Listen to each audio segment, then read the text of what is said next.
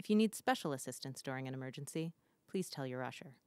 Also note that smoking in this building is not permitted. We ask that you please silence all pagers, mobile phones, and watch alarms. The use of cameras and recording devices is strictly prohibited. Thank you.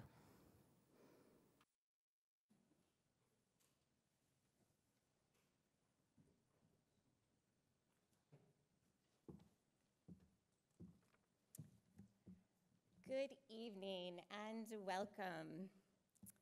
It's such a pleasure to welcome you here to Boston University's Conversation in the Arts and Ideas, a series that since our inaugural event in 2018 has brought incredible artists, writers, performers, filmmakers, and public intellectuals to Boston University for public conversations on topics of essential relevance to human values and creativity. I'm Carrie Preston, a professor of English and Gender Studies and associate director of our Center on Forced Displacement. I welcome you on behalf of a fantastic group of Boston University faculty and staff who are responsible for this series. I especially want to thank my colleague Jim Johnson, chair of BU's Department of History, who is the driving force and inspiration for this series. We're also grateful to Megan Kagstrom for publicity, Kurt Cavender, managing director of BU's Center for the Humanities, for remarkable logistical support, and Tamsin Flanders, formerly at the Center for Humanities and longtime devoted partner to this series. The event you are about to enjoy is sponsored by a wonderful group. Bear with me. BU's Center for the Humanities, Kilachand Honors College, the Associate Provost for Undergraduate Affairs, Dean of Arts and Sciences, Associate Dean of the Faculty for the Humanities, College of Communication, the Elie Wiesel Center for Jewish Studies, the NEH Distinguished Teaching Professorship, the CAS Core Curriculum, the BU Arts Initiative, and Marsh Chapel. We are so grateful to these sponsors who share our conviction that the arts and humanities should be an important presence, not just in universities, but also in conversations of civic and global significance, discussions of ethics and questions of justice, explorations of the human imagination and human potential, all so crucial to our dreams of a future in which all might thrive. Before we begin, I would like to offer a land acknowledgement in full recognition of the inadequacy of such statements, especially when they perform concern without the subsequent meaningful engagement that I hope this event will provide. I acknowledge that Boston University operates on the ancestral, unceded homeland of the Massachusetts people. The anglicized version of their name was taken from the name of this state, and the words Algonquin, meaning Blue Hills, refers to the chain of hills south of Boston. I acknowledge the painful history of settler colonialism, genocide, and forced displacement from this territory, and I honor the indigenous peoples still connected to this land, who are part of ancient and continuing knowledge. Now, it is my great honor to introduce this evening's interviewer and interlocutor, Debbie Danielpour, a College of Communication assistant professor of film and television, twice a recipient of the college's Teacher of the Year award. Danielpour has taught film and fiction writing for more than 20 years. She's a writer of fiction herself, scholarship, television scripts, and motion picture screenplays. Her 7th screenplay is in development. Tonight, we will have 2 introductions of this evening's honored guest. The traditional introduction will be given by Brian McCrory, the former editor of the Boston Globe and current chair of the Department of Journalism at BU's College of Communication. I asked how we managed that, but I didn't get much answer backstage. Under McCrory's leadership, the Globe won 3 Pulitzer Prizes and amassed more than 240,000 digital-only subscribers, making it an acclaimed industry leader. During his 34-year career at the Globe, McCrory worked as a nationally award-winning Metro columnist, a White House correspondent, national correspondent and general assignment reporter. He is also the author of 5 books, including the 4 novels of the Jack Flynn series. But first, who better to introduce David Grann than his son, Zach Grann, who will be performing his song, The Lost Souls of Wager Island. I'll note that this series has a tradition of bringing the arts to our stages. I recall Yoel Kessel's dance introduction to the choreographer-dancer Bill T. Jones in 2022. Zach Grann is in his 2nd year at Berklee College of Music in Boston, earning a degree in songwriting. Piano is his primary instrument, and his original songs often draw on historical events. He has performed at venues around New York City, including at the Bitter End. Please join me in welcoming Zach Grann.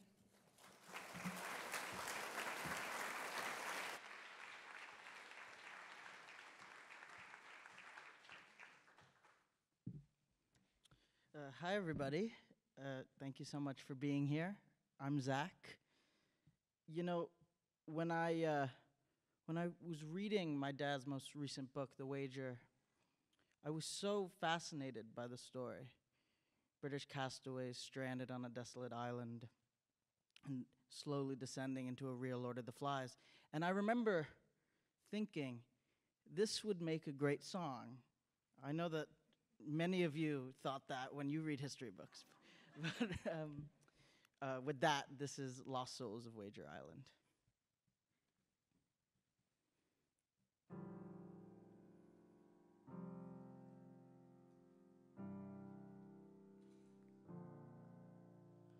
They came to the island like hungry runaways, huddled by the ocean under cold slashing rain.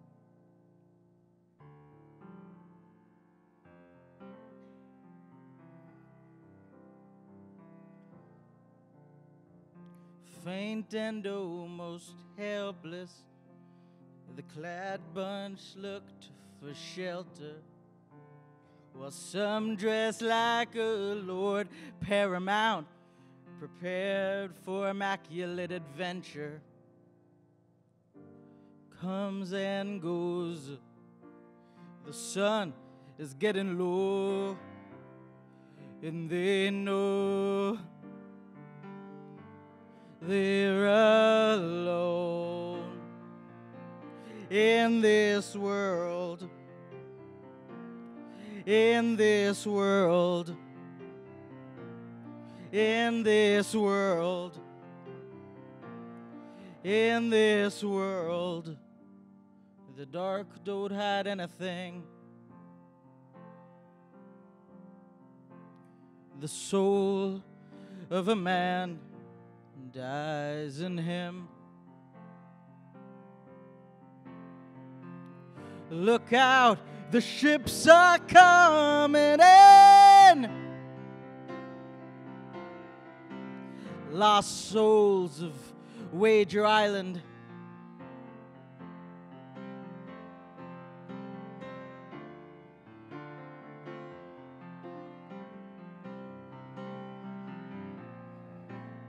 The party blamed the captain for things he hadn't done. The captain told his man about the captain he still was. But nobody listened to what he was saying. When they left him on the beach, they must have seen the beast in him.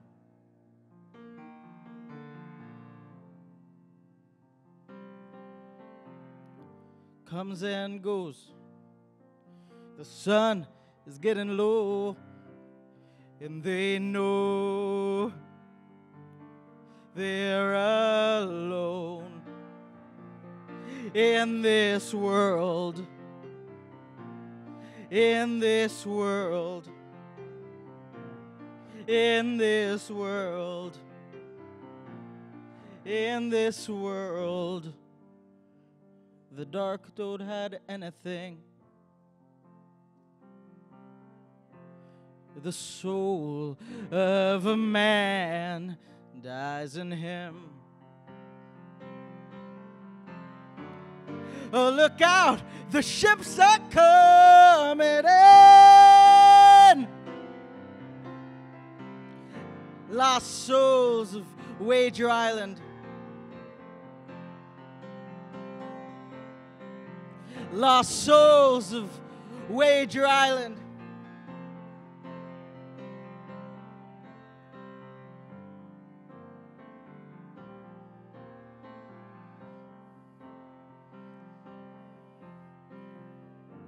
Lost souls.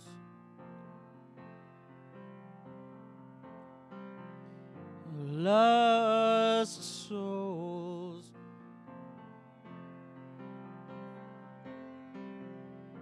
Lost souls.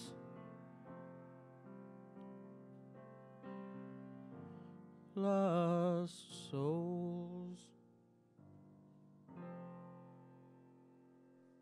Thank you.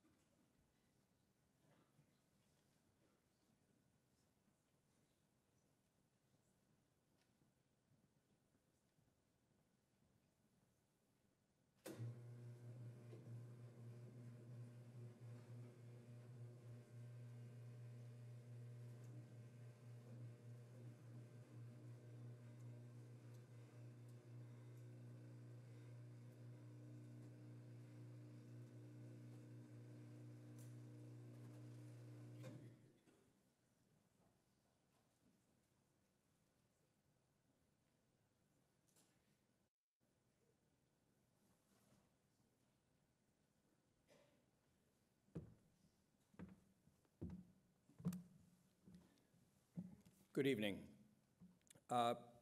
First off, I want to thank Jim Johnson for inviting me to be part of this ceremony for this event. I can't thank you enough. And I will also hold it against you for the rest of your career that you had me go after what is the most amazing introduction I've ever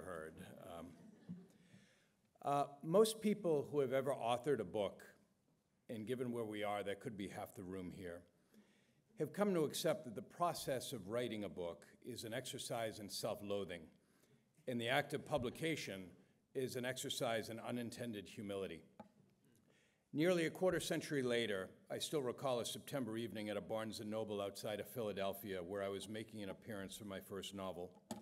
Robert Parker, the great author of the Spencer Private Detective series, had been there the night before, and the nice people at the Barnes & Noble thought it would be a good idea to leave the 100 or so chairs in place. When I stepped to the podium, exactly 2 of them were occupied, both by grandmotherly-looking women who were crocheting. Store workers shuffled nervously and self-consciously and murmured that the weather was probably keeping the crowds away. It was warm, cloudless, dry. I gave my presentation, and at the end, one of the women asked the only question: when does it come out in paperback? I bring this up only because I strongly doubt that David Grann has ever suffered these kinds of indignities, though if he has, boy, would I love to hear about them tonight. The reality is there are few authors in the world today who defy gravity, and David is high on that list. It's actually not hyperbolic at all to say that he may well top that list. The reasons for this are many and not all that complicated. David has a deep respect for and understanding of his readers, the curiosities they have and the broad range that they have as well. The fact that they'll follow him to shipwrecks and expeditions in 1920s Oklahoma and the utterly gripping history of the Osage tribe. David also has a mastery of the craft, and again, a deep respect for it. Every sentence of every chapter of each book is built on relentless reporting. And with that, because of that, the writing flows effortlessly from page to page. David never gets in the way of a good story, even telling an interviewer that he wants the narrative to play out in chronological order, just as it did in real life. In terms of the essentials of David's life, he graduated from Connecticut College, then received his master's from Tufts University. He honed his skills right here on Commonwealth Avenue, on this very campus, where he was awarded an MFA in creative writing. We are immensely proud to call him our own. He has been a highly decorated, longtime staff member of The New Yorker, which is quite simply the best written and edited magazine in the world. David has published 5 highly acclaimed books, most of them tales of adventure that probe the human heart, with settings ranging from the rainforests of the Amazon to the prairies of Oklahoma to the stormy shores of South America. The reviews are off the charts, earning David the moniker of the best narrative nonfiction writer alive. He's also the winner of the prestigious George Polk and Sigma Delta Chi Awards, multiple elite fellowships, and has been a finalist for the National Magazine Award and most notably the National Book Award for Nonfiction in 2017 for his masterpiece, Killers of the Flower Moon, which has also been nominated most recently for Best Picture. His publication dates are now legitimate literary events and launch bidding wars in Hollywood, where I believe he's on a text messaging basis with the likes of Leonardo DiCaprio and Martin Scorsese. Are you? Beyond the essentials, I'd like to leave you with this. We're in a long and uncertain moment in this country that feels dominated by unreliable narrators telling often distorted tales, such that it's become more work than it should ever be to separate fact from senseless fiction. Amid these challenges, it often feels like we've become a less empathetic nation. David Grann, through his works of literary nonfiction, gives us an antidote to so much of that. He is an authoritative narrator who bases his words on immovable truths. His research is truly deep. As he once told a 60 Minutes interviewer last year, he slept in a tent on an Oklahoma prairie just to see what it was like when his characters slept in tents on that same prairie a century ago. And there's one final note. His books, all of them, are deeply empathetic, allowing readers to feel for the textured and colorfully drawn characters that are central to every one of his brilliant stories. Empathy is the coin of the realm in effective storytelling, and David Grann has it in bulk. With that, we'll move to the conversation between David and my remarkably accomplished colleague, Debbie Danielpour.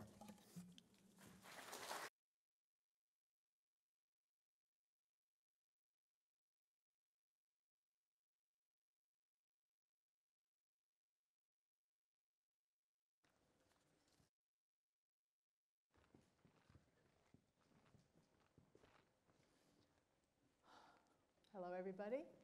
It's an honor to be having this conversation with you and to greet all of you. If I could ask first, how many of you out there are BU students? Raise your hands. Oh, wonderful. And how many are writers of any sort?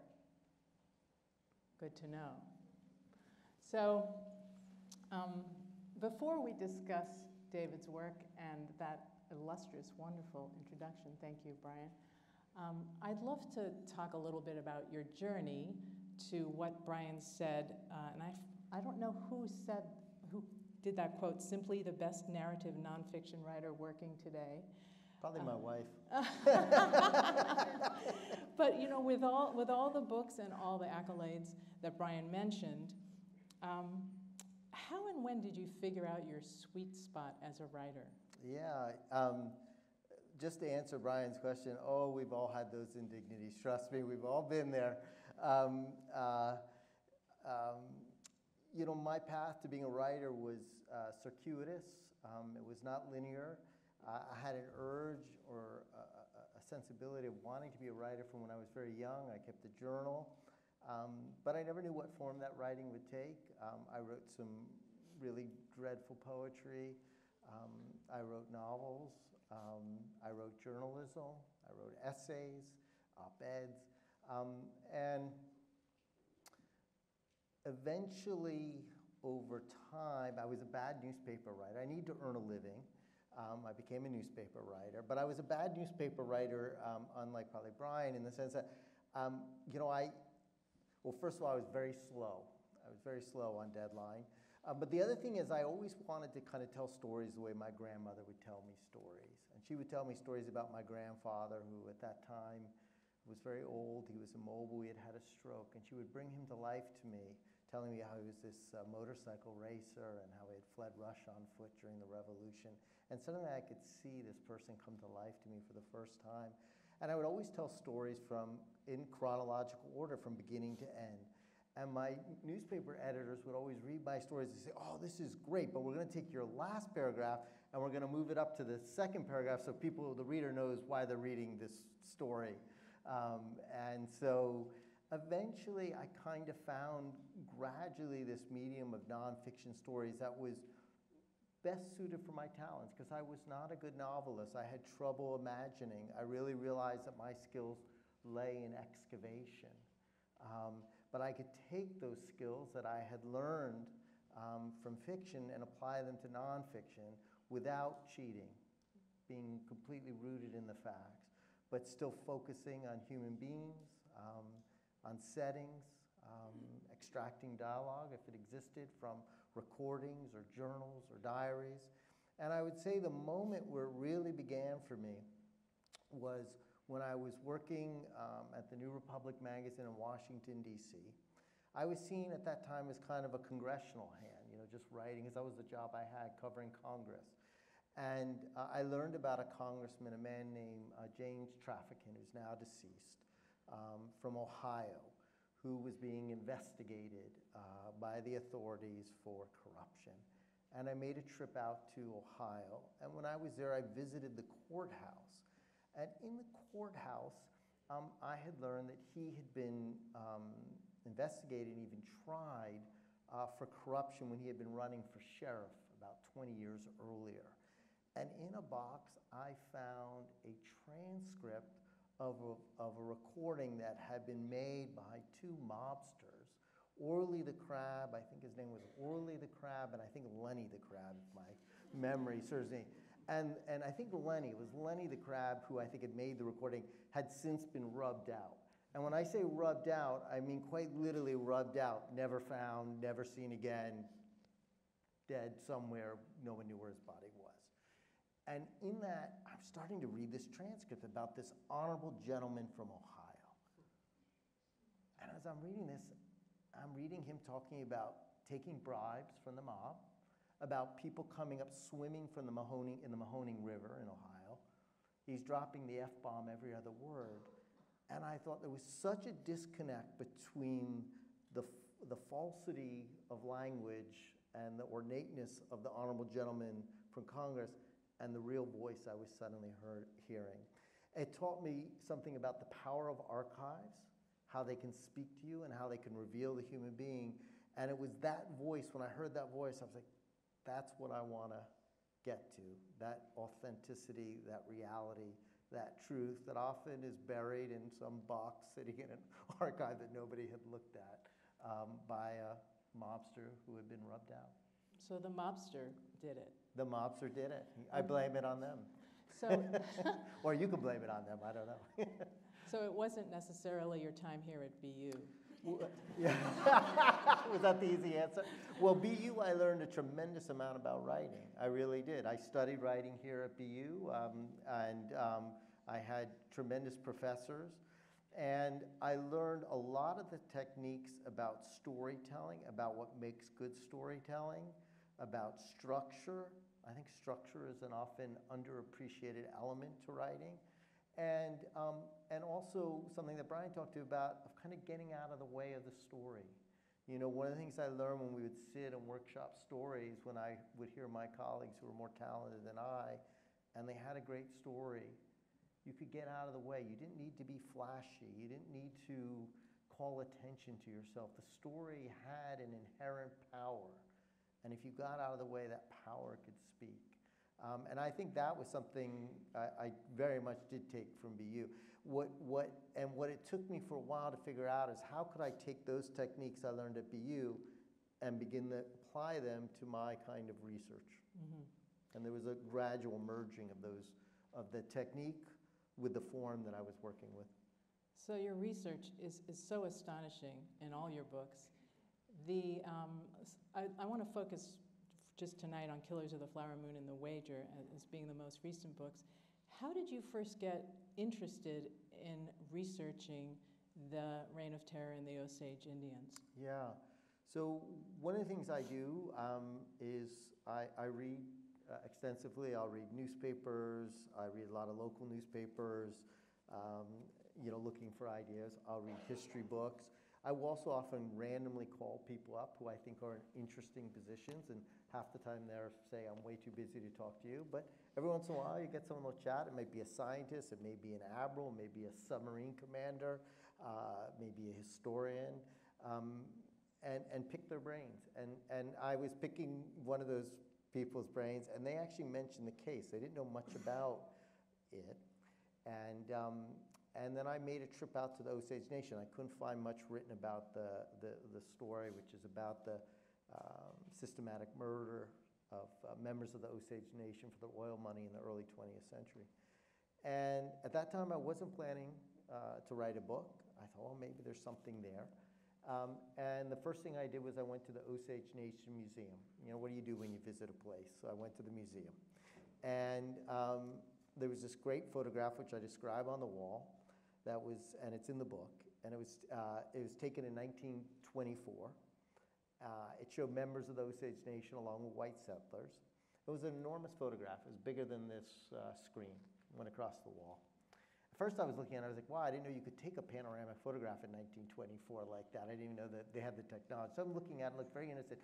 But when I looked at the very left-hand side, I noticed that part of that photograph had kind of been removed, kind of roughly. And I asked the then museum director, Catherine Redcorn, who I was meeting for the first time, what had happened to it. And she said it contained this figure so frightening that she pointed to the missing panel and she said in this very hushed voice, and a voice I'll never forget, and she said, the devil was standing right there.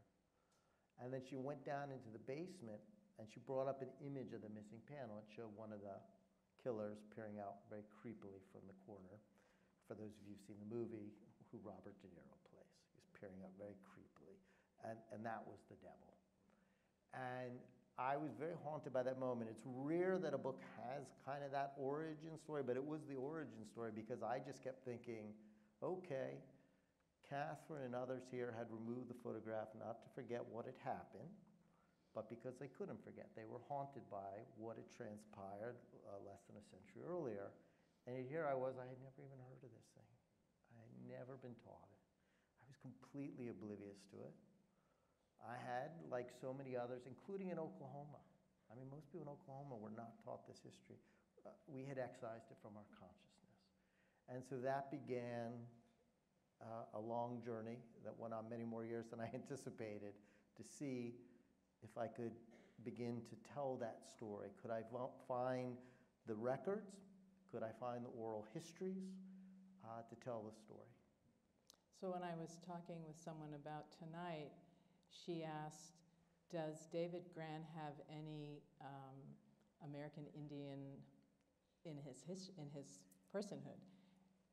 No, And did you know much about No. the indigenous native No, I mean, populations? other than what I had been taught in school, I mean, I'm a bit of a reader, but no expertise, very superficial knowledge, other than the basis that, you're taught and you would occasionally read in history. I knew nothing about the Osage people, knew nothing about Osage traditions. And it is true of most of the subjects I write about that I know virtually nothing about them. I am a generalist.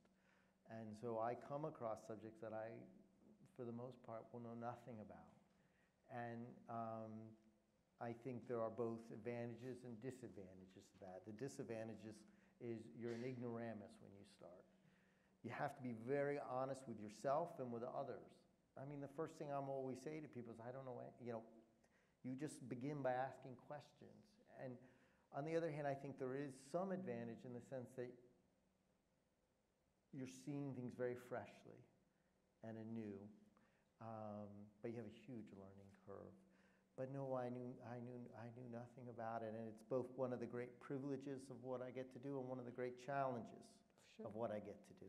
So this is kind of contrary to what some of us are told about write what you know, because I always tell my students, write what you really want to know. Because then you're going to be dedicated, maybe not to the extent that you have been in your research, which is astonishing. I'm a bit of a nerd here, so I counted. So I talked with David earlier. I said to him, all of your books read like novels, and yet they're nonfiction. There's thrilling mysteries.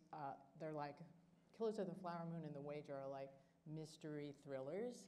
They read chronologically. The characters are complex. We care about the characters. There's injustice. There's everything that makes a great novel. There's dialogue. In The Wager, there's blood and guts and broken bones and this wetness everywhere. They're always so soaked. And they're surviving and they're hungry, and we feel it like we feel in a novel. It's like you were there, which is, to me, completely astonishing.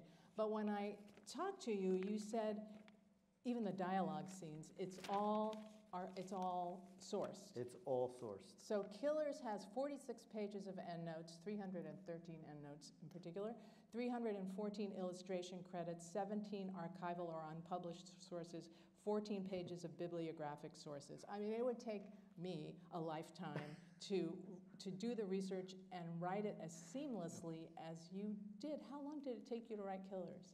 From the beginning of finding that picture. Okay, it depends who you ask in my family. We have my son here, so you can corner him.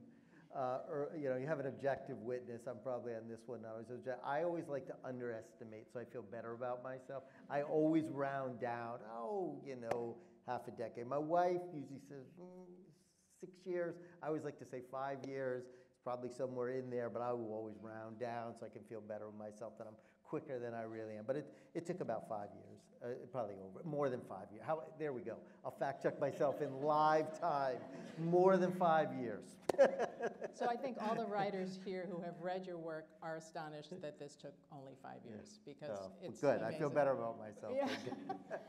If we could drill down a little bit in Killers of the Flower Moon, for those of you who read the book, or maybe you've seen the movie, don't feel ashamed that you haven't read the book, but you should read the book, because it's vast compared to the movie. There's 3 parts to the book. We start with the mystery of Molly Burkhart's sister being killed, which launches us into the whole story.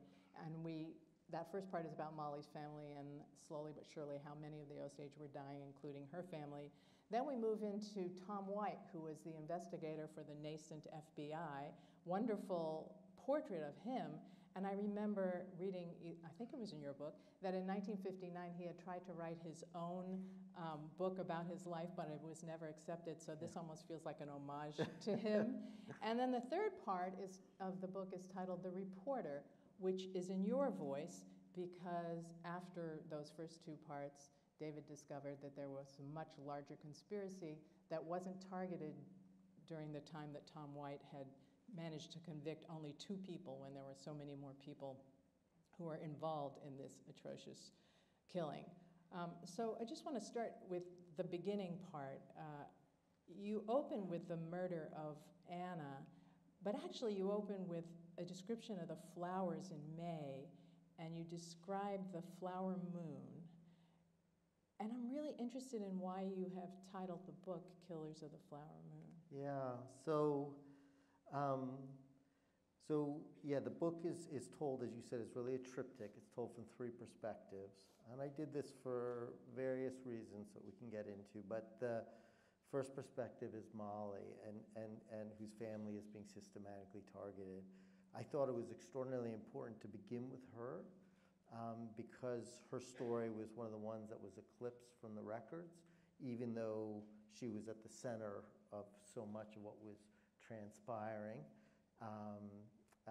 There was limited amount of evidentiary material to tell her story, but enough, I thought, to anchor the book in her. And I really, again, part of this book is about the erasure of history. And so I thought it was really important to tell her story. I also thought it was very important to try to anchor the story in Osage tradition and Osage history, since it's Molly's perspective. And one of the first conversations I had when Catherine Redcorn, the museum director, showed me the photograph. I then met her brother, later on Charles, who became really, who's a writer, wrote a wonderful novel called A Pipe for February, which I encourage people to read. And he kind of became my early guide into the community, and he would sit next to me during the dances and explain things. And one of the things he said to me is, you know, if you want to understand the Osage people and Osage culture, you have to read John Joseph Matthews.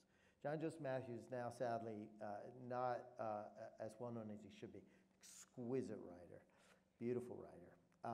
And so I went and I followed my instructions, and I read all the works by John Joseph Matthews, who'd written in the 20s. He never wrote about the Reign of Terror, but he wrote about Osage traditions, Osage history, and he had a book called, I think it's called Talking to the Moon, and he describes how the Osage in each month would, they would refer to, each month was named after a moon. And the month of May was known as, it's kind of could be translated in different ways because it comes from Osage language, but essentially like the little flower killing moon. And again, it's translated differently in different places. And the reason was that during that month, all these beautiful flowers would grow on the prairie in Oklahoma, on the tall grass prairie. And it would look like confetti. That was a word that John Joseph Matthews used. I still remember. I thought it was a beautiful image. And then the taller flowers and plants would come, and they would steal their water and their light, and they would die. So that's why the Osage referred to that month. Anna Brown ended up dying in May. And so I just thought that felt like a metaphor. There's also a poet, an Osage poet named Elise Passion, who had written a beautiful poem about Anna Brown. And in there, she refers to the killer of the flower moon. And so I ended up just kind of playing with it, influenced by these Osage writers, and that's both where the title came and why the book began that way. So when you said May of 1921, wasn't that the same time that the Tulsa massacre occurred? Yeah, so the Tulsa Race Massacre, it's unbelievable. And I'm forgetting if it was May. I think was it May? I think it might have been May. I think so, yeah. But it was the same period, and it was 30 miles away that this is happening. And in fact, just as a side note, when I was doing research for this book, I learned that there was a private detective. The private detectives were hired by Molly and her family and other Osage who were being killed. And these private detectives turned out to be really corrupt, and they were usually covering up the crimes rather than exposing them. And one of the PIs who they hired, or one of the bad people hired, had actually been implicated in the Tulsa Race Massacre because he had been a corrupt police officer in that. Is that Bert? No, but not as well known, but had been fired, and so I started doing research on that, and I actually spent about 3 months researching the Tulsa Race Massacre, and then I realized that's a separate book, and thankfully other people have written that book because it's just too big a story and it would overwhelm. But there was both that literal connection, but there is a deeper connection. I mean, you're talking about the same locations. You're talking about the same period. Now, what's interesting about it is one is obviously against the African-American community and the other is against the Osage community. But they both dealt with the central attitudes of the time. If you're going to understand either of these crimes that took place, and they really were massacres that took place, these were systemic crimes, they were structural crimes. These were not individual crimes as we sometimes think about them. And so to understand them, they really involved a collective people often motivated by greed or resentment, but perpetrating these crimes because they did not see other people with the same dignity and souls. And so when people ask me, why did people kill members of the Osage Nation for their oil money? Well, greed was a primary motivation. They wanted their money, but they killed them on this massive scale, this large scale, because of those attitudes. There's a piece of a transcript. You find these things in archives that suddenly tell you stories, just like the Lenny the Crab thing did. So I remember just kind of my jaw dropping when I found in an archive a piece of testimony during an interview by Tom White, the investigator. And I was just scribbled on a note, and they asked him, and I'm gonna get my memories dodgy as I get older, but essentially what he said, we don't see killing an American Indian. He didn't use that phrase. He used more of an epithet. But we don't see killing an American Indian any different today, which was in 1925 or 1923, that period, than in 17-something. I mean, you're just like, it tells you a story. But those were the attitudes that were taking place. And so it is not coincidental. It is not accidental. There were overlapping themes. The KKK was very prevalent at that time period. So there were large swaths of peoples who were able and willing to be complicit in this understanding of lesser peoples. Yes, and it was those attitudes that, they did not, they went to bed at night thinking they weren't killing another human being. Yeah, much similar to what happened in Nazi Germany. Yeah. So at the end of the second part of the book, you've written, there was another layer to the case, a deeper, darker, even more terrifying conspiracy which the Bureau had never exposed. And this was your chapter told in first person, where you did uncover a lot of what hadn't been previously, including, and you met Molly's granddaughter. You want to tell us a little bit about some of those things that you found? Yeah.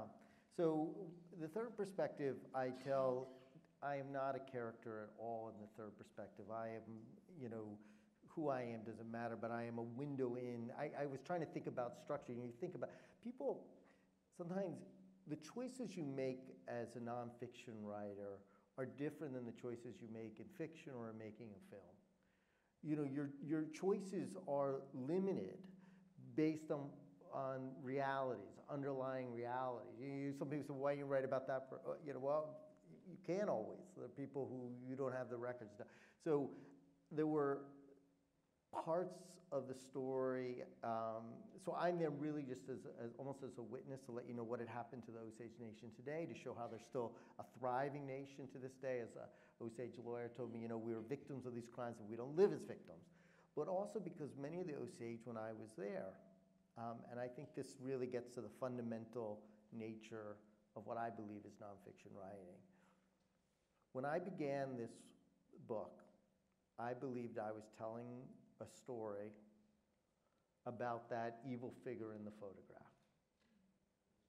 And that this was a story, a history about the singular evil figure with a couple henchmen who had committed these crimes. And that was the theory that the FBI concluded or put out. But over time, and I kind of worked, that was kind of my approach for the first year and a half. But as I interviewed more Osage, especially the Osage elders, descendants of these, both, of these people who have been, whose families have been killed, many of them would often say, there's another killing that was never properly investigated, or never investigated at all. And sometimes, I remember there was an Osage elder named Mary Jo Webb. She passed away not that long ago. I remember going to her closet, and she took out a box, and she handed me this box. I said, what is it? She said, these are the records I've gathered over decades investigating the death, I think it was her grandfather. And she spent all these years trying to figure out what had happened. She kind of handed me the box as if, can you maybe shed light? And over time, as I kept getting these stories, I started to think, and these weren't part of the actual official death count, which was about 24. And then I went out to the archives in Fort Worth, Texas, which is this enormous archive. I mean, it's just gigantic. It's a branch of the National Archives, but all records basically from the Southwest, federal records. All, all the Native American nations, from that area, they go there, and the court records will end up there. I always say it looks like something out of Raiders of the Lost Ark where they stick the Last Covenant. And I was pulling records on the guardianship system, and I think we might show a clip at some point about that. And we could talk more about that, but it was basically this system, this very racist system where white guardians were appointed by the government to manage Osage fortunes. And I was looking to confirm a very simple fact, which is just whether a certain guardian, I wanted to figure out the name of a guardian who had managed an Osage's fortunes. So I was just pulling records on the guardianship system. And I pulled all these boxes, and I'm going through this box. There's a lot of tedium, looking for this name, looking for this. And then eventually I found this little booklet that contained the names of guardians and the Osages whose fortunes they had managed somewhere around that early 20-ish period. And it looked like something out of like in an inn, when you go in an inn and you write your name. And the only thing in this book was the names of the guardians and the Osages whose fortunes they'd managed. And there was one other thing in the booklet, that if somebody had died, if an Osage had died, some anonymous bureaucrat had written the word dead next to their name. So I opened this booklet, again, looking for one thing, and I noticed that a guardian had 5 Osages whose fortune they had managed. And I noticed next to the first name the word dead, and the second name dead, and the third name dead, and the fourth name dead, and the fifth name dead. I said, all 5 dead in the span of a few years. I said, that's nuts. And then I was like, huh. And then I just started kind of looking through the book. Then I noticed there was another guardian who had about a dozen Osages whose fortune they had managed, and had about a 50% mortality rate. And on it went. And no doubt some of these deaths were of natural causes, but it defied any natural death rate. The Osage, because of oil money at that time, were considered the wealthiest people per capita in the world. They had access to food, medicine. And then I began to investigate some of these cases, and I could find, at least in some of them, evidence of allegations of a poisoning, of a guardian stealing money. And this little book, along with these other evidence that those Osage had given me, demolished the original conception of the book I thought I was writing. And I realized this was not a story about this singular evil figure who had committed these crimes. It was about many people who were marrying into Osage families and killing off a member of the family to inherit and steal their oil money. And how widespread the system was, where you would have, lawmen on the take, or often were participating. You had doctors who were administering poisoning. I mean, I found a lot of evidence of this. These doctors administering poisons. You would have these morticians, and you could find evidence and stories about talking about how they would get a body and they would just cover over the bullet wound, or not perform toxicologies because of poison. And so you just realize there was this widespread system of complicity. And so it is, to me, the nature of nonfiction writing, where you often begin thinking you're doing one thing, and then the evidence will lead you into a completely different place. And you have to be open to that. And I will say that when that revelation occurred to me, you're also thinking a bit of panic, like, well, this is not what I thought. What am I going to do? And you kind of have to just begin to restructure the book and think about it in a new light to go where the story takes you. Yeah, we're briefly going to discuss the adaptation, if we could. And we're not going to do the thing of, when I start teaching an adaptation course, people often say, well, the book is always better. But we're not going there. We're really just going to touch on a couple clips that you had said you want to show and discuss. But before we do that, could we just ask, how did Scorsese approach you, or was it through your agent, and what happened there? Yeah, so actually it was a production company that initially approached me. And then I learned that Scorsese and DiCaprio were involved. And for me, which I am not a filmmaker. I'm too obsessed looking at archives for random things, and it just takes too much time. Debbie is a screenwriter. I don't know how to write a screenplay, and I've never tried. My goal in these, I've been very blessed that a lot of my works have been adapted, and I've been very blessed that these incredibly talented filmmakers and screenwriters have been involved. And for me, the most important thing is, excuse me, Mr. Scorsese, I really don't think that tracking shot you're doing here is correct. I would, what am I going to tell them about making a movie? I can't tell them about it. But so the only thing I really care about is that they share that fierce commitment to the story, the same fierce commitment.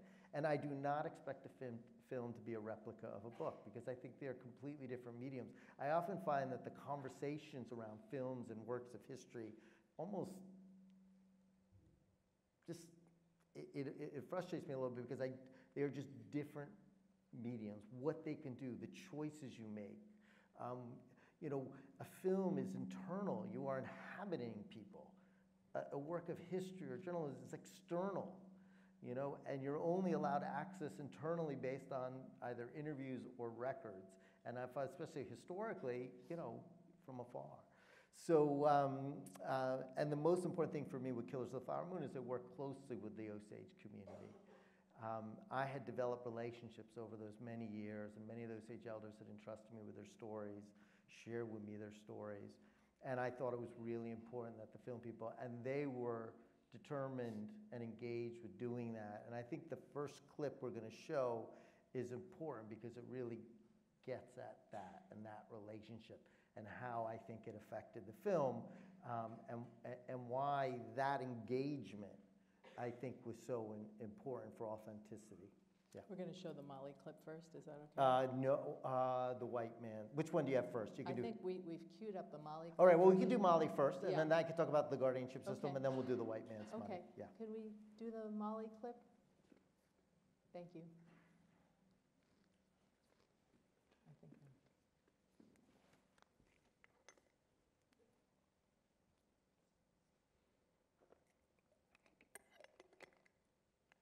State your name. I'm Molly Kyle. Incompetent. What is your allotment number? 285. You've asked for additional monies of $752 to pay a medical bill for an abscess. Yes, sir. Was the operation successful? Yes, sir. And the diabetes? I have a prescription at Fairfax Drugs. I'll send my help to Phil twice monthly.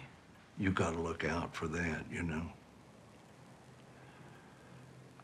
Now, Molly, it's your mother. She's restricted too, so we have to account for every penny. It says here she spent $319.05 for meat at the grocery. Don't you think that's an awful lot of meat for what she needs? Yes, Mr. Beatty. Well, you look after that, won't you? Yes.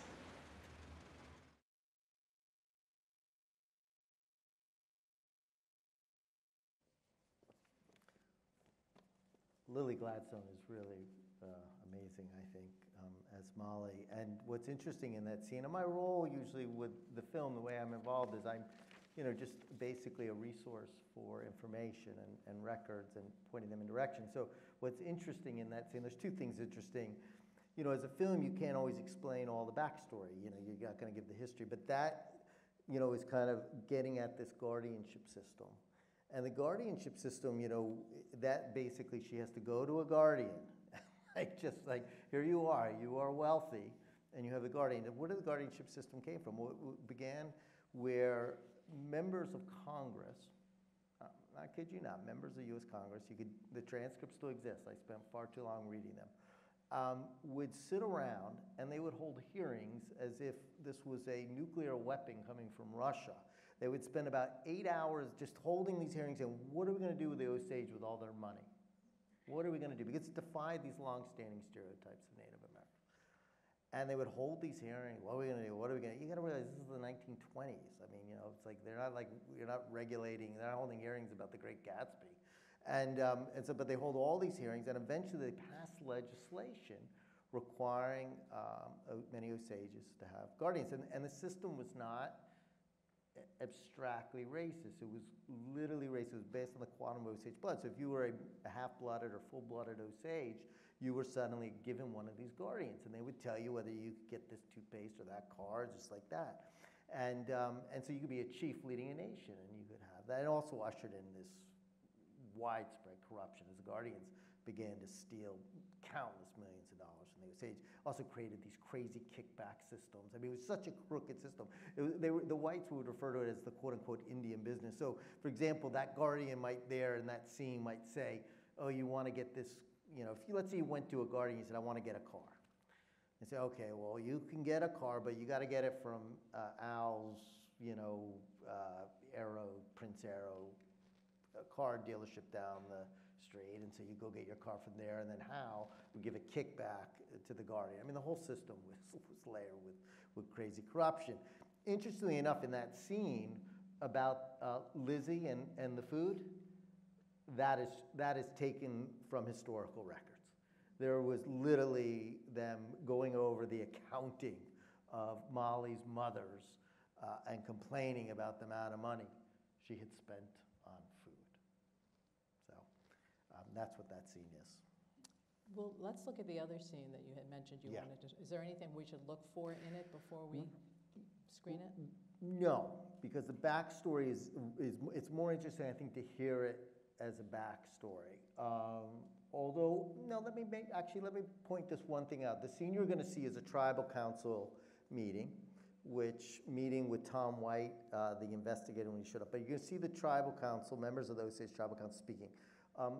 All those people in that scene and who are speaking are members of the Osage Nation today.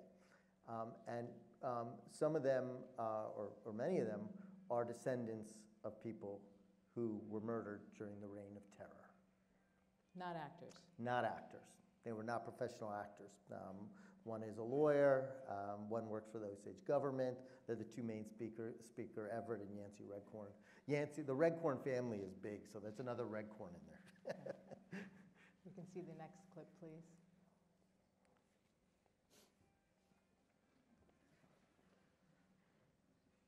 These Astahe are murdering us. In the case of Anna Brown, her family here on the west side have raised funds with an amount of about $2,000 to $5,000 for the arrest and conviction of the murderer. Molly Burkhart has hired a private investigator. Hi. When this money started coming, we should have known it came with something else, because it's a white man's money. Yeah. It's not what we were taught coming down Missouri, Arkansas, and Kansas. What has come to our reservation that doesn't belong here, and it's them. They're like buzzards circling our people. Yeah. They're gonna pick us body clean, leave nothing.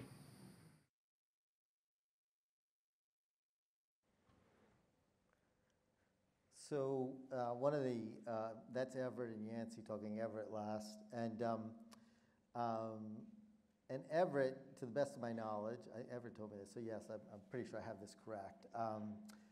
Everett, they were doing auditions, basically open calls for members of the community and others in Oklahoma for various parts. Everett went into that, into his audition, and he channeled the history that he had heard from his family and his ancestors over the years.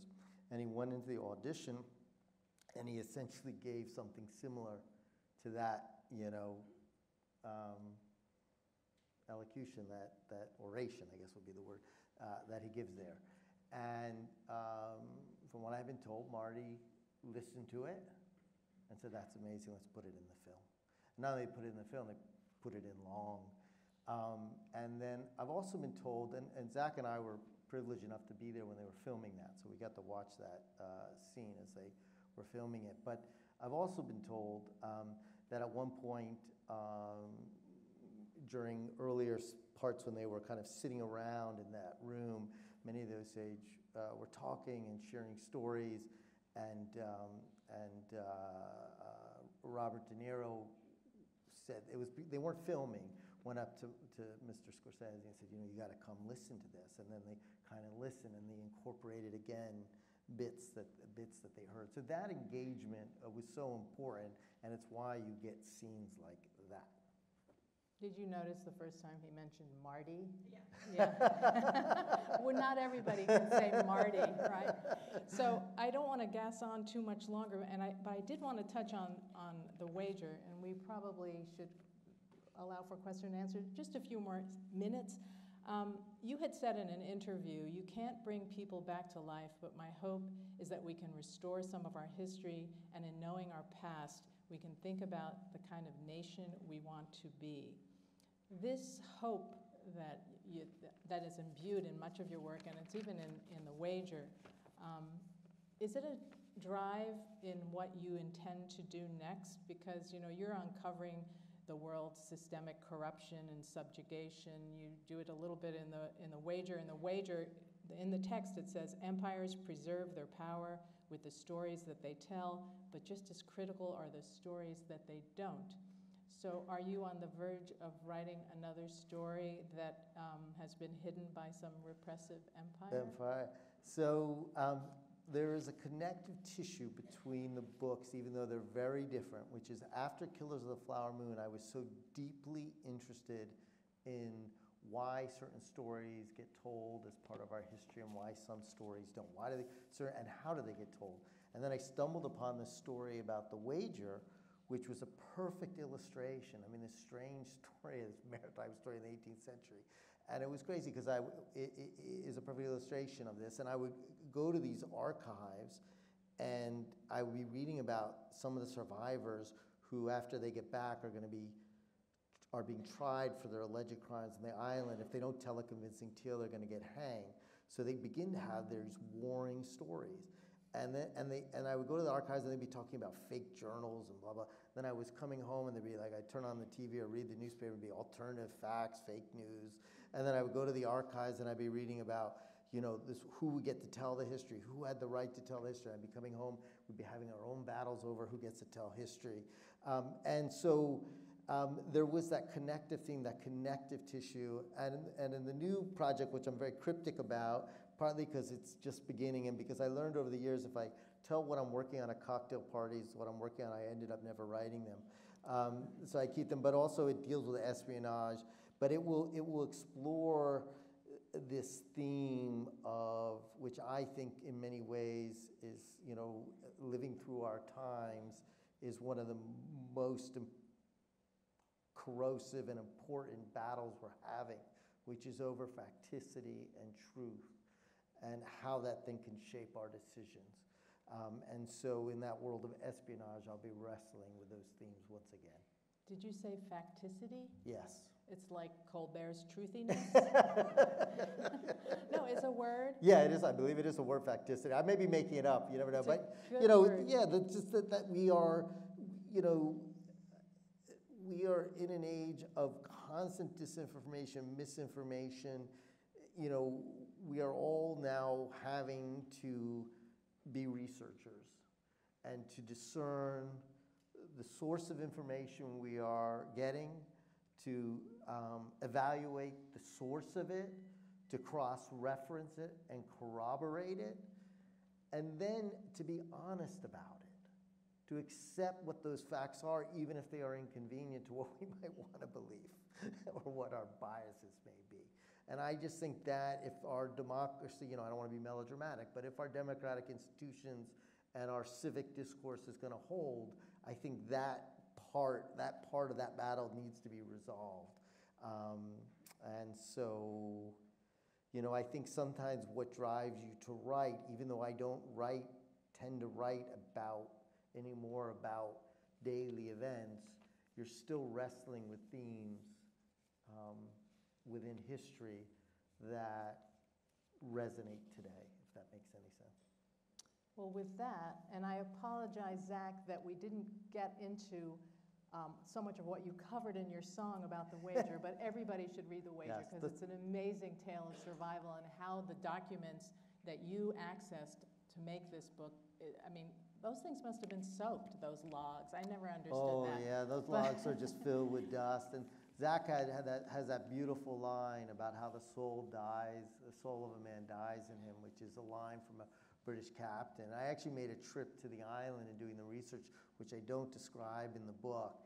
It's a crazy tale and one of my foolish expeditions that I do. But I went there in a huge storm through the Gulf of Pain, battling about getting to this island, which is completely remote and remains desolate, and there's no food or anything. But I could finally understand that line, which Zach said, which is, I could understand why a British officer had described that island as a place where the soul of man dies in him. And your book does a good job describing it too. Thank you so much. Thank you. And we shall open it to everybody else.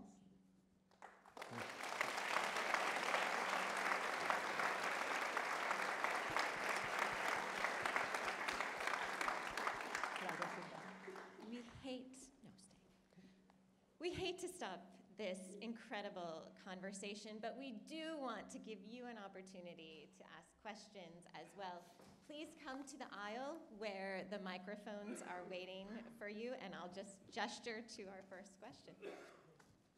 I want to ask you about your research. You mentioned that you obviously do a lot of research, and that in the case of Killers of the Flower Moon, you were a year and a half into it, and you realized you had to sort of replan, restructure your project. Do you ever get at some level of research where you realize, no, there's no story here, I can't use this? Yeah, it's always the terror. I do a lot of aggressive preliminary research, so I don't usually try to commit to stories until I have committed several months of research. So to make that decision, because the worst thing that can happen to one's economic well-being is to a year and a half or 2 years into a project decide there's not a book in this, and then you're stuck to it. And the difference with nonfiction versus fiction is you can't change it. You can't change it. Like, it's not working out. So you do a lot of that preliminary research. Interesting enough, for Killers of the Flower Moon, I didn't know what the records would be like, so I did Freedom of Information Act requests to every institution, and they could take forever. And so for the first year, I did those Freedom of Information Acts. I wrote to sheriff's departments, everything. And on that year, I worked on another project, and in that year, when the materials would come in, I wouldn't actually even really look at them. I just put them in the corner. Sometimes you just be in like an envelope. I kid you not how often you get back, we're sorry, we lost the records in a flood. And I'm like, did you just not want to look, or was there that many floods in America? I don't know. In any case, and then you would get back sometimes a box, and you put it, and then after a year, I began to look through the records, and I thought, okay, there was enough there. It would become, no more than 10% of the research that will go into the book, but I felt like there's enough there and enough leads that, yes, I could tell that story, because that was a practical question of what would be out there. So that time I did a year waiting, but I didn't work on it. I spent several months writing all the letters and the FOIAs, and then I worked on other stuff. So that deep research that you do before you commit to a book, how many of those pay off? Oh, most of them die. Okay. Most of them die. I mean, for various reasons. Yeah, no, those early months, most of them, and you want to be really cold about it. I mean, and you always live with the terror that probably doesn't go away till the book is done. That why did you do this? Why you should have, you committed, and now this is your Waterloo. I mean, every book is, I live with terror that I'm just gonna be like the Wager, wrecked on Wager Island. So because you just don't know, you do roll the dice at some point. But you do want to have some sense that it's worth going for. But no, many stories, there aren't the records, or it's classified, or you look into them, and what you initially thought was so interesting about the story turns out not to be true, or you think, oof, this is a mystery, and yeah, there's a chance I might figure it out, but the chances are so remote. You're looking at 1 or 2% chances that after 3 years I'm not going to be able to solve this. And so you're like, that's just too high risk. So you do make a lot of those decisions, but I try to be pretty pragmatic early on so I don't end up in the situation 2 years in wondering, what am I doing? Okay, thank you. Thank you. My question is also about the research process. I'm wondering, with so much of your research being so hands-on, obviously with Killers of the Flower Moon, visiting the communities, with the Wager, as you just revealed, going to the island, and probably the most extreme case, going into the Amazon, the lost city of Z. How important in storytelling do you think it is to actually experience the environment you're trying to tell the story about, experience those cultures, when you're trying to tell an accurate tale and make it read like a novel the way your books do? Yeah, I think it's so important. So, you know, the thing about nonfiction is you are external, and you're trying to get as close to the consciousness of people you either might not know because they're deceased, or because you can really never enter another person's consciousness. But you're trying to get as close to that as possible. And so every little scrap of information, whether it be a letter, a correspondence, I have really now, I love photographs. I've taken a real interest in photographs and documenting and learning. You know, any little piece, you know, an advertisement from the time that was tucked in a book.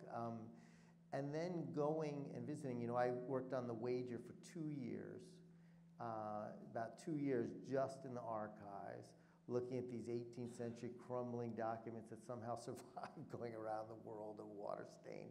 You open them in a box and you just inhale dust. But after about and that's really where, if you can all tell from looking at me, I belong in archives.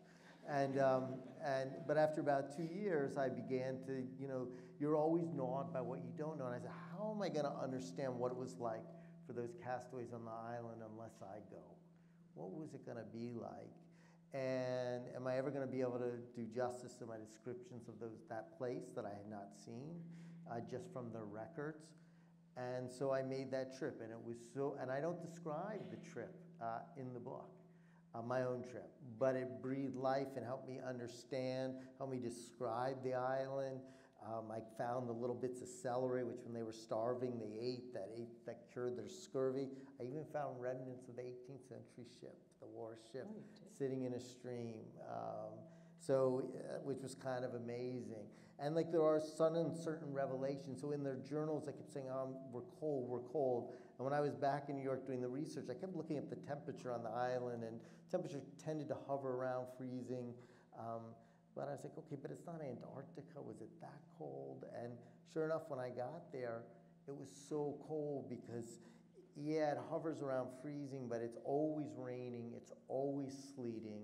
The precipitation is endless.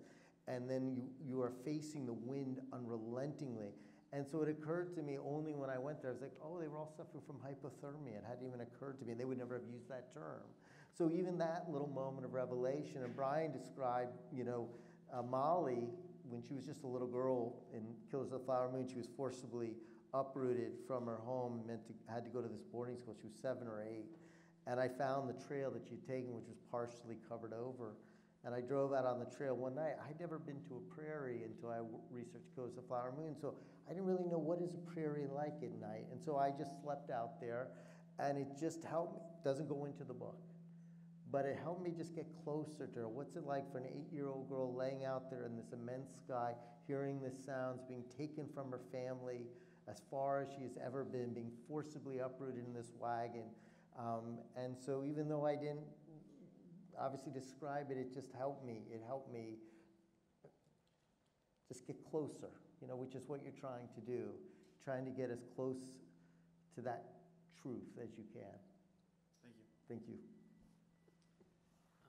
In your most recent book, The Wager, it would be very easy or tempting to paint some people as villains and others as heroes, but you maintain this complex balance between, you know, conventional storytelling and narrative, or like journalistic impartiality, and I'm wondering, how do you maintain that balance and avoid those pitfalls that others might fall into? I mean, what was interesting about The Wager was they're all human, and I mean, we're all human, but what's interesting, Killers of the Flower Moon is really a story about good and evil in many ways, although, interestingly enough, you deal with what I call the willing executioners, who are not sociopaths, who make these decisions, so you need to understand that they are human, they have conscience, they know right from wrong, and yet they do these things. So why? The Wager is really interesting because you have these people who, you know, in another life, in other circumstances, you know, would have behaved one way, and that island would become, under those extreme circumstances, really becomes this laboratory that's going to really test them, and ultimately begins to expose their nature, both the good and the bad. But these aren't inherently evil people, and you could kind of see, but sometimes they will do just gobsmackingly awful things. And what was interesting is I told that from 3 points of view. I think structure of a book or of a narrative should always reflect the deeper truths that you are getting at. That book was about a war over the truth. I looked at the records and I confronted a conundrum.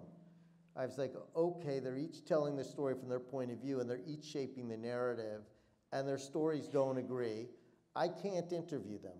I can't interrogate them, and I can't track down other witnesses because they're all deceased. So I'm not going to be able to perfectly sort out their versions. So what can I do? I thought, well, okay. So there's no omniscience in that, right? So I thought, well, I'll tell it from 3 points of view in that book, and they're going to war. And you can see what's interesting in their narratives, they don't tend to lie. They just tend to do more what we all do, which is shade and burnish and elide certain facts. So the captain will say, oh, I was forced to proceed to extremities, direct quote. And then you go to this 16-year-old midshipman who writes in his book, oh yeah, he shot him right in the head. And so by doing that, you begin to get, you're both learning about the way we tell stories and shape stories, but through each of them, you're getting a better full. But I will say this, when I was writing about each of them, I was so with them because I had to understand it from their perspective. So I was so deeply in them. And, I would be kind of, I was forced to proceed to extremities, but then I had to shift the other person. Oh, gosh, he shot him, did he? Wow, that was really, so you are trying as best you can to understand them. So that was kind of my motto. I had to understand their rationale, what they are telling themselves, because they were each kind of sharing their stories. So when I was with them, I was kind of with them, and then I would suddenly get shattered and be like, ooh, yeah. But it's always a challenge, but it's interesting. It's what makes humans interesting, and it's what makes all of us interesting. I look at all of us as riddles, and we're all conundrums, and we're riddles to ourselves. And most of us are made up of lots of different components. And so when you write, you want to get at that complexity. Very few of us we're not one-dimensional. Thank you so much. Thank you. Hi, thank you so much. My name is Joe Resnick. I'm a professor in the English department here and also director of American Studies, so I have kind of an interdisciplinary question for you. I was thrilled to hear you talk about how you read all the novels of John Joseph Matthews and that you knew Charles H. Redcorn. And I've been reading that novel, The Pipe for February, the Redcorn novel, and it opens with the burial of the pipe. Yeah. Which is the opening of the film. Yep. Right? Almost verbatim. Very much. Prologue. It is. It was taken right from the novel. It was taken right from the novel. Yeah. So and that was a Redcorn in the scene too, by the way. But oh, really? A relative of Charles. Yes. Wow. Yeah. So I guess when I want to understand people or a nation, I first read a novel before I go to an archive, and I also go to archives. But I'm just curious about what you see the relationship between the kind of knowledge or truth or evidence you get from fiction, and then the knowledge or truth or evidence you get from talking to people or from visiting physical archives. Because I think that the structure that you mentioned learning about telling stories, to me, comes so much from fiction, even through the discipline of history going to the 19th century. Yeah.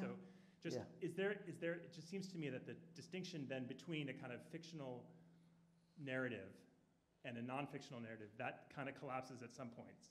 Yeah. Which is what, when I read the prologue to this novel, and it went together with your book and the film, it seemed to me that was evidence of that. So I wonder if you can speak to that distinction. Yeah, and you would probably be smarter on this than I am. I would say this, when I work on a book, I tend to read more fiction than nonfiction in my everyday life. Because I read so much nonfiction, so many documents, the last thing I want to do is get into bed and read a work of history for fun. I just my eyes, give me some detective novel, it could be, I don't know. But when I work on nonfiction, whatever a period of time is, I will always read fiction from the time period. So I read a lot of 18th century fiction, partly because you're getting descriptions of the period and attitudes from the writers, and you're getting close to how people saw. Sometimes you know from other people that they might have described the sea. I mean, for example, Melville's, is, probably one of the greatest sociologists of the anatomy of life on a ship. I mean, and it's not just Moby Dick. I mean, you go read, I read all his works. So you can learn so much. And so, for example, even for Killers of the Flower Moon, I read a lot of Western fiction at that time, and sometimes it's just tangential. You know, I'll read Willa Cather, or I've said, well, you know, Cormac McCarthy is kind of getting at these kind of biblical good and evil. So I read a lot of Cormac McCarthy. How it affects you is interesting. So, and I often quote novels in my work. I will quote works of literature in my book. I quote Melville, I'll quote people. You know, because it can be reflective. The difference is, you know, I am getting at a literal truth as best as I can. So I do believe in the truth in the sense that, like, I got to deal with the facts. I can't make anything up. I got to, you know, I have to cross-reference something. So, but you take literary techniques of storytelling and structure and voice and diction, from the time period. I mean, Robinson Crusoe is considered one of the first, modern novels, 18th century. It's deeply influenced by, from this time period, it came just a little bit before, but people on my ship had read it. It was influenced from these ship logs. It's kind of written almost as one. What's so crazy about this interplay, which I'm always so interested in, which plays, is the way we tell stories and then the way we fictionalize stories. So for example, in The Wager, you have somebody who has read Robinson Crusoe's novel. Robinson Crusoe's novel is inspired and based on an actual real account from a ship log of somebody who had been stranded on an island. When they are going, then when the real people on the ship on The Wager, when they're caught in a hurricane off of Cape Horn, they are thinking about that island as described in Robinson Crusoe, that is an actual place based on the original person who was then, and they are dreaming of it, thinking if we can get to that island, we will be safe. That is literally in their accounts. So the interplay of fiction and nonfiction and the way we tell stories and the way we shape our history, you see that interplay. So I always want to be aware of that interplay. And then just to get to your things, is the subtle influence for me, for fiction, for nonfiction, will come with technique or structure. So for the Killers of the Flower Moon, I was completely befuddled how to tell that book. I had no idea how to tell that book because no one person covered the whole history. There was not one perspective I could follow. There wasn't, Molly, I would have wished to, but there wasn't enough records, and there were parts of the story she would not have been aware of. And so there was no, and I was just befuddled, and I had these diagrams that looked like something out of Homeland, like those crazy people with things going, and there were like 10 detectives, and there were so many people who had died, and so many family, and there were so many guardians. It made absolutely no sense, to the point where for many months I was like, I don't know if I can do this book, because I literally have no idea how to tell this book. Because I'm not just trying to write I'm looking for a narrative, a way to tell the story so that you can feel it and know the people. So how am I going to tell it? So I was reading Absalom, because there had been a story in the New York Times Magazine how this was Faulkner's great novel, and I'd never read Absalom. For any of you read it, I don't think I still understand it. But anyway, brilliant novel. And I'm reading that novel, struggling through it at night. It's about 11:30 p.m., and I'm laying, my wife is asleep, and I'm reading the book, and I'm like, oh, he's telling it from three narrators, 3 points of view, and it's all about kind of how elliptical history is. And I thought, I literally sat up and I was like, that's it. 3 narrators. I'll tell this book from 3 points of view. And so that interplay can be very subtle and unexpected. I don't know if that answers your question. I could talk about any of those novels for like an hour each. You can explain Absalom to me after. I think it's not an accident that you're such a great nonfiction writer that you read so much fiction. I'm just going to say that. So thank you. Thank you. Well, the previous question actually was quite similar to my own, but I guess I'll try to word mine in a slightly different way, see if I can end up having a different question in the end. So, I mean, a lot of the books that I've read, like Lost City of Z,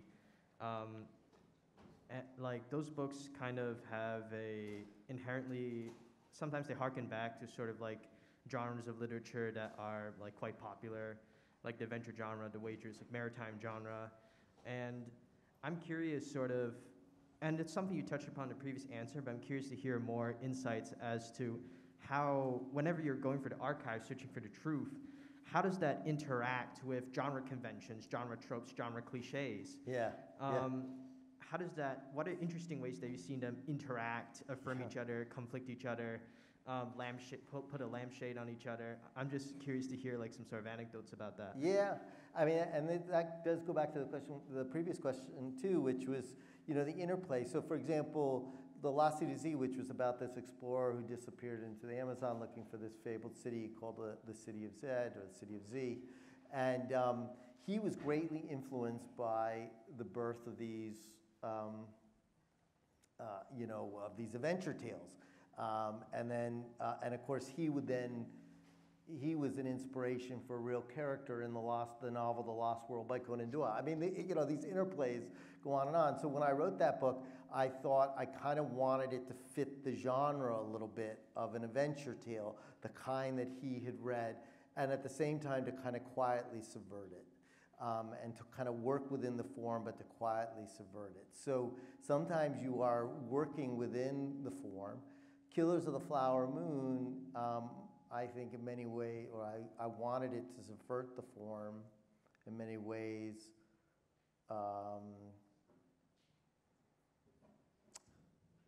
Of a crime story, once I realized that there was this broader horror that we did not know, you know, there was not one perpetrator, and that many of the perpetrators had gone free, and that there was no way to know who those perpetrators were. And originally, when I realized that, I was completely befuddled, because I was like, the reader's gonna expect me to solve, you know, the reader reads a book, they wanna know all the answers. And I was like, there's no way I can identify the killers in a lot of these cases. What am I gonna do? You know, you're gonna read a book for 350 pages and then you're gonna go, what? And I was, you know, and I was completely, and I was really panicked. I was like, because you're just thinking about, you have to write a book and how you're gonna tell a book. And then I realized, no, okay. You know, I think when I was younger, you sometimes wanted to, I think journalists sometimes you have a tendency to want to elide the problems, the unknowability in a book, because you want to seem like you're more omniscient than you are. And I realized, no, I'm going to make this the theme of the book, which is that there is this horror of unknowability that continues to haunt members of the Osage to this day, and this is why. And this is the truth, that we don't know the truth, that they had erased not only the victims in many cases, but their history. And so you see certain interplays, but subverting of you asked me about the truth and the interplay. So you're working within certain forms, but the truth is often subverting those forms, and you're conscious of that. I hope that answers your question. Thanks. Thank you. It's terrible for me to say we are running out of time, and I'm supposed to invite only one more question. But what I'd like to do is ask the four of you to very quickly introduce your question, very, very quickly, and we're going to put the pressure on David to speak round table to what he can here as a last question. So we'll start here. Okay. So just say the question quickly. As quickly as you can. Okay. Yes. Hey David. So my question is that I was very curious towards your thought process in that moment when you uncovered the deeper conspiracy regarding the Osage Murders. I was just wondering, was there any sort of hesitation or concern over consequences? And like, how did you find that conviction to keep going and expose the truth? Oh, hi, my name is Macy. I'm a journalism student at BU. I'm curious about when you are writing about these really important cultural topics that are deeply rooted in these cultures, how do you handle the weight of writing or talking about these topics as someone who's not a member of the community?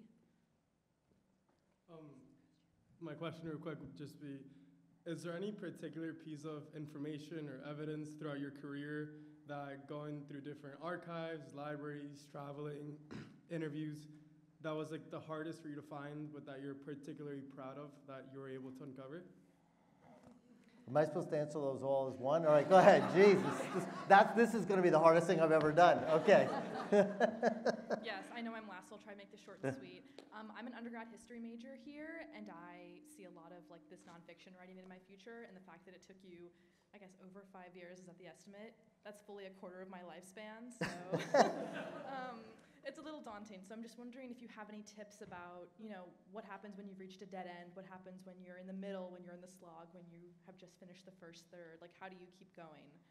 That's what I'm really curious Okay, about. I think I've already forgotten the first question, but, okay, I mean, what was that first question? Shoot. All right, I'll do my best. So I think the most important thing is, and I think in life, if you can, the blessing is to find something you love. For me, I've been lucky enough to do things I love, even though they can be challenging. I think finding the right story that you believe in, that is a compulsion, that your curiosity, that is what keeps you going. And that leads you to these discoveries. And I think in every story I have these discoveries. Seeing the wreckage of the ship on Wager Island is pretty crazy. So that is what keeps you going and allows you to overcome the obstacles. And I think the first question was about, that moment of revelation and conviction. I think it's that same thing. It's you are compelled to get to the bottom of something and to tell it the best of your abilities. And then the question about sensitivity, I think, is really important. And I think it is true of any story you do when you are a reporter or a historian. I am always telling other people's stories. I'm not a memoirist, so I'm always telling other people's stories. And some stories, whether it be the widow of somebody who died during 9/11 and they are crying at the table and you are getting their story and the anguish of that, whether you're going into the Osage community and asking elders to trust you with this very traumatic history and share with it. I think I always try to be transparent, I try to be humble, I try to answer any questions they might have about my process, and I think it's a process over time that trust gets built. And you just try to be, I think, as fair and as judicious as you can, and always to explain people what you're doing so that they are not surprised. And one of the things I learned very early in my career when I was actually a thing about a politician, and I didn't think it was so bad, but I guess it was critical or something, and the person was very, and I realized at that time I hadn't really prepared them or gone over them with enough of what I was doing. And so I always try to be forthright with people. But I think you always want to be sensitive, you always want to be humble, and you always want to listen. You want to listen. If you're a good listener and you're humble, I think people will share with you stories. My approach is not aggressive. I'm aggressive in that I'm determined to find the people that hopefully get the stories, but I am not somebody who yells at people to get their stories. So I hope, did I do it? I don't know. Those four.